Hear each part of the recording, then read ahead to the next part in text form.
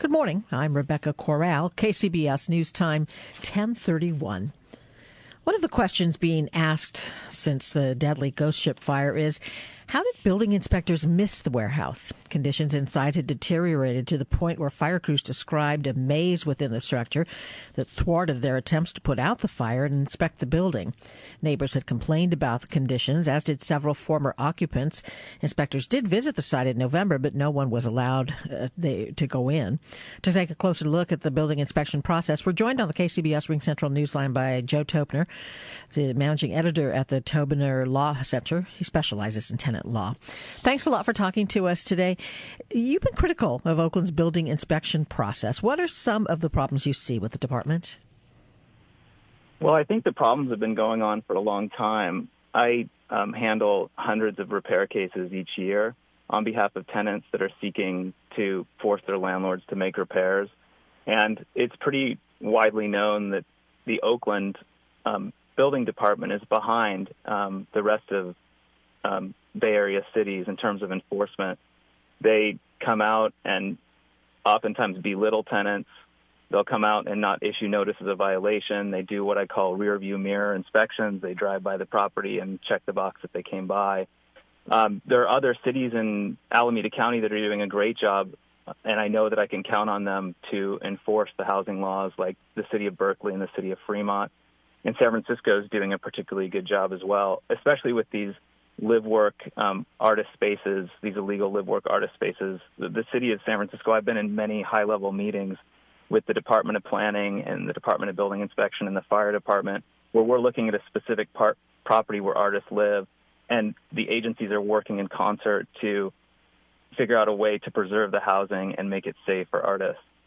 Oakland is catcher's catch can at best, and I reviewed the record, and Oakland inspector came out in October of 2014 to check on a complaint that there was illegal housing at that site.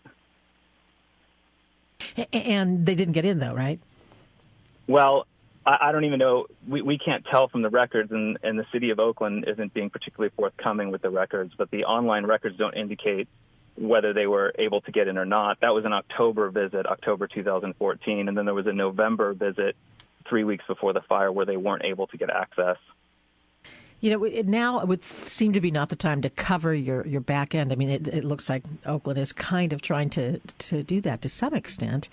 Why is it so much worse than all the other cities? You know, it's hard to know. I think some of it has to do with bureaucracy, and some of it has to do with management. It's hard for me to know the answer to that. It is unfortunate, though, because if this had happened in San Francisco, the Department of Building Inspection would have followed up on that early October complaint, and something would have been done about it. And like I say, the departments would have worked in concert to make that safe. One of the interesting things about this case is that the tenants didn't allow the inspector in, and Oakland's different than a lot of counties in that they don't have a safe harbor for tenants. They'll come in and red tag the units and force the tenants to vacate. So it's not in the interest of the tenants to let the inspector in, and it's pretty widely known. So the tenants are going to be really reluctant to let the inspector in because they're going to lose their housing. New York is doing a really good job with respect to live-work artist spaces.